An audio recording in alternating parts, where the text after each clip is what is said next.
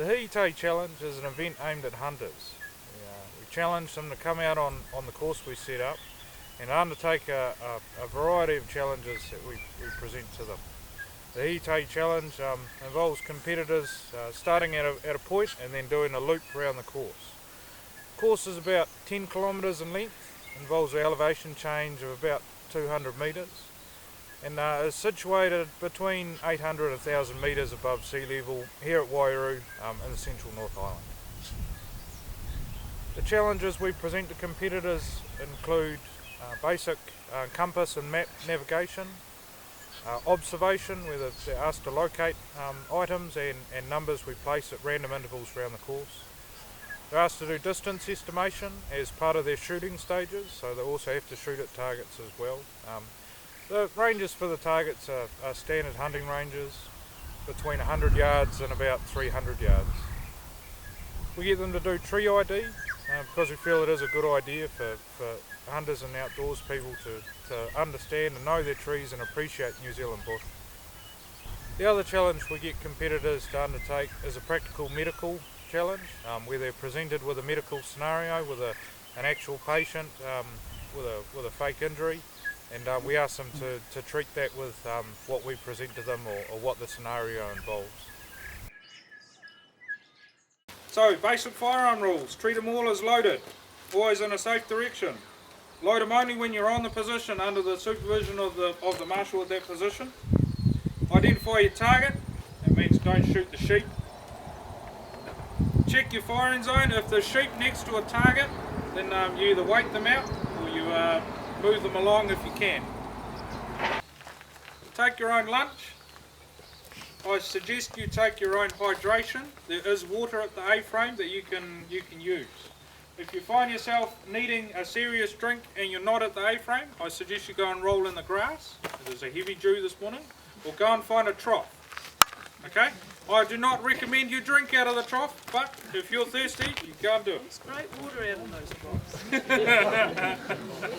Natural spring water.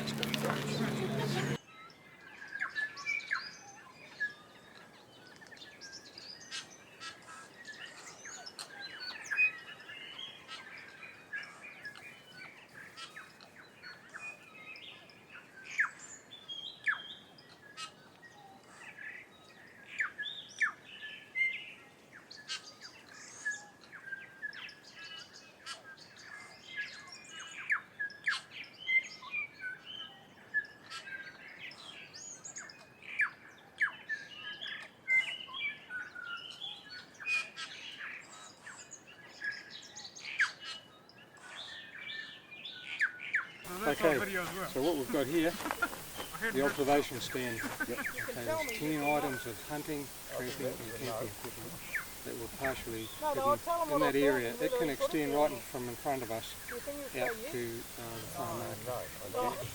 You define, the area is defined by the pink markers. The pink one on the left is the left of arc. The one way up on the hill is the centre of arc. The one on the right is the right of arc. So everything you're looking for is contained within those arcs. Okay. Nothing to the right, nothing to the left of those arcs, and nothing further back than the one up on the hill. Yep. Okay. So the way we do it, same as last year. If you're looking over here and you think you see something here, it's the first item you pick up. Circle and number. Put a 1. Yep. Put a 1, go across to 1, and you might think that 1 is a cup. Yep. So right cup, so then just carry on. And so there's 10 items out there, or till your half hour runs out, basically. And that's it.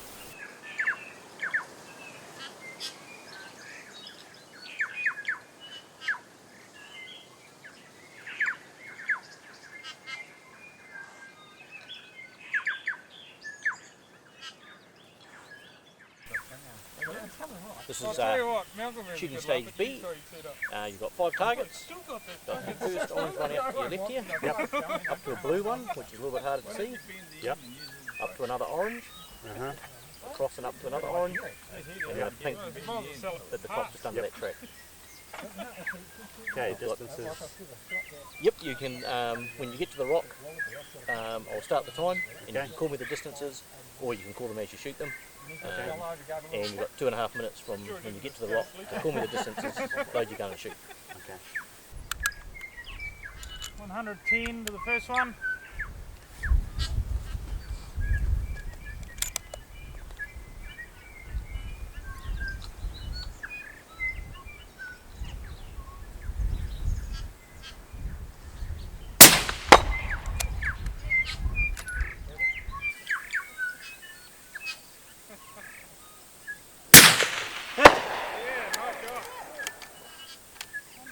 Mr. Pink.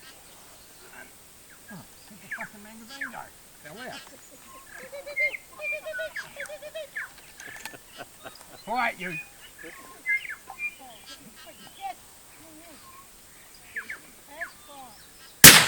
Hit!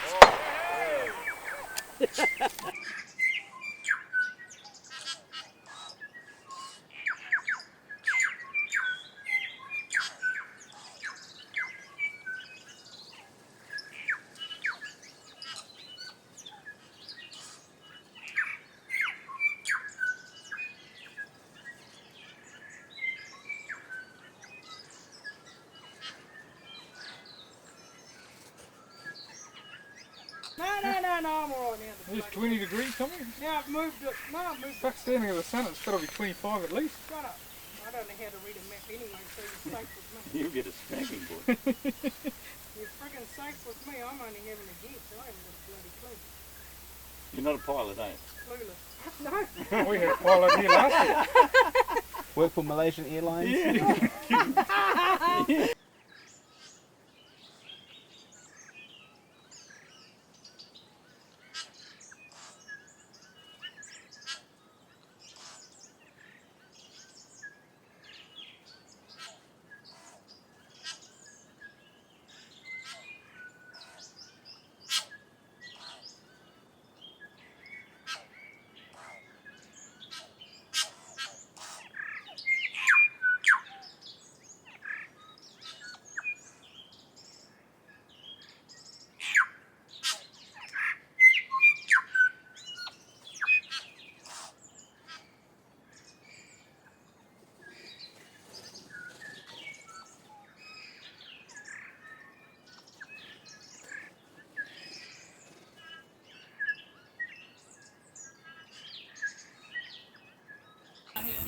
I put a sling around the arm because Same.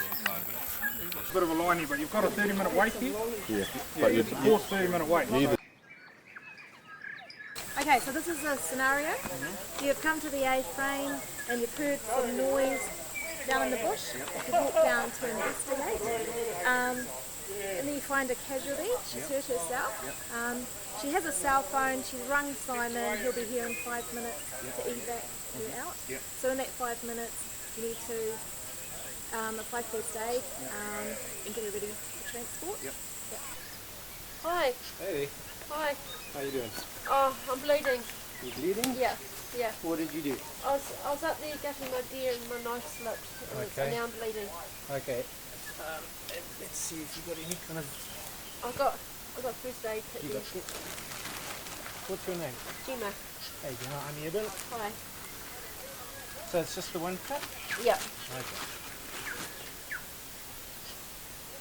You want to hold this onto you for now? There we go. So what are you doing here? Just hold nice pressure. There we go. Come on to the neck. Okay, and you've called Simon? Yes, yeah. He's on his way. Alright. What did he say? How long is it going to take? I'm not sure. 5 minutes or 10 minutes? Okay. 5 minutes. So you asked him to put a hand over? Yep, so just what's direct it about? pressure. Just How direct pressure. long would you apply direct pressure for? Well, direct pressure until the bleeding stops or there's clotting. Unless there's some kind of arterial bleed where you might start looking at a tourniquet, but No. I'd rather not look at that. No, it's not Yep. up to you. Yeah, okay. So just direct pressure and then try and apply a bandage and see if we can contain the bleeding that way. And that's the main first thing. Okay. So let's just get that done.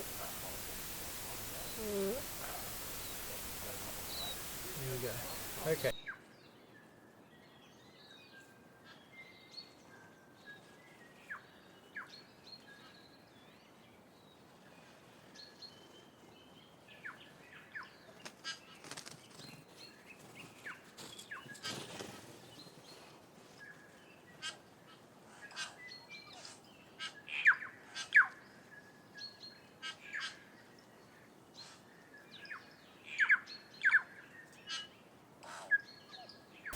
So we've got 5 targets here today, and our first one's the orange one, just over here. On the bottom.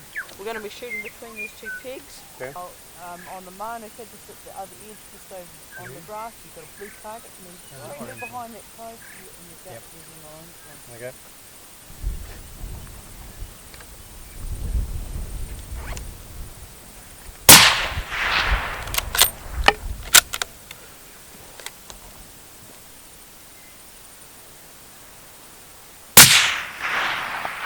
Left-hand side of it. Just to the left, yeah.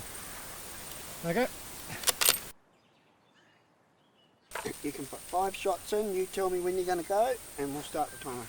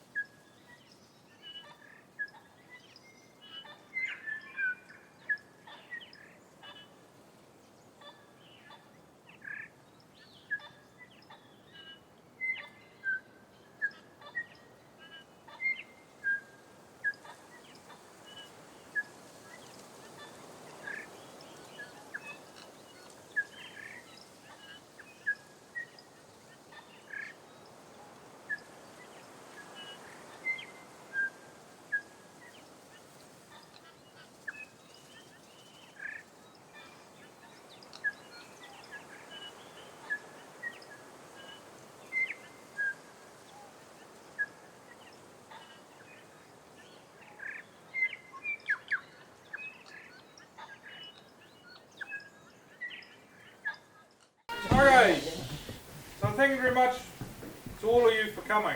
Okay, it's without competitors we wouldn't have this event at all. So thanks very much for coming. A huge thank you has to go to Tracy for volunteering her property. Okay. I hope you haven't wrecked it.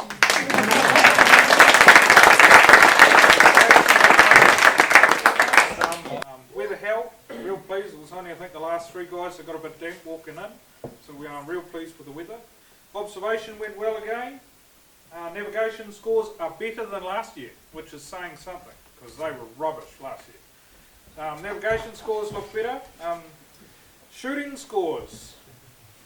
Not much has changed. But distance judging, there's some shockers. How could you think that one away up the hill was 150 yards?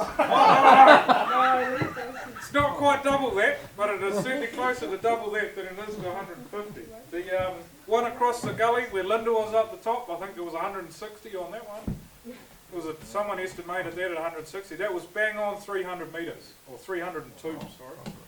And then the 3 targets where Larry was, I think the one that stood out there was somebody called like 110 for the little white one, and then they called 150 for the big white one, and then called 160 for the orange. It was in the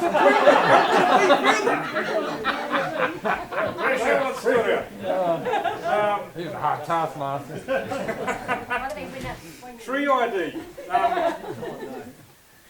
Did anyone get all the trees? I have to look at the scores. Did anyone get all the trees? Oh, I even invented one.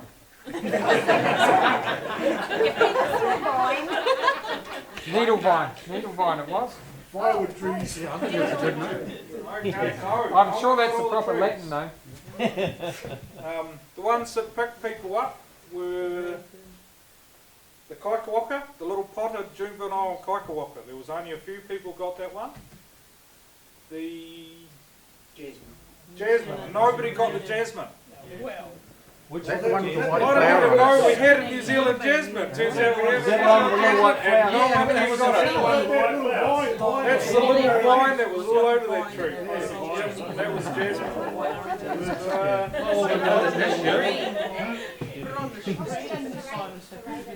Yeah, I'm using the laptop for scores here. The medical score, highest medical score I saw was about 16. That includes the questions. The highest practical score I saw was an 8. There was a few 8s, so no one got a 10. And feel free to hit Amy up about the scores, about the practical scores. And what else did we have? Number IDs. You'll never guess, somebody got them all. There was, 20. There were 20 targets because there was, where was the last one? Number 1 at the hut was 20. So there was 20 of them out there. And who got them all? I thought there was only half a dozen, so that's not I'm sure there was only 3. Just not looking after 6. Alan and Alex. Got them all.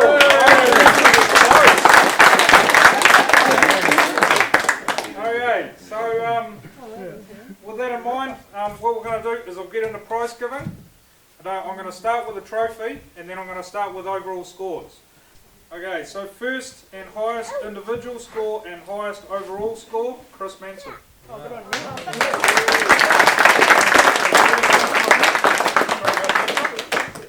Right, second overall, I'm just going to go through scores, I'm going to go through them pretty quick. Ross, you were second overall, 2 points behind Chris. Graham Sperry, you were third, 4 points behind Ross. The 2015 Hihitahi Challenge has been really well supported, both by competitors and also by a bunch of sponsors that have really come to the table and provided prizes for those competitors on the day. So we really appreciate those sponsors coming to the table and also the competitors coming along the day.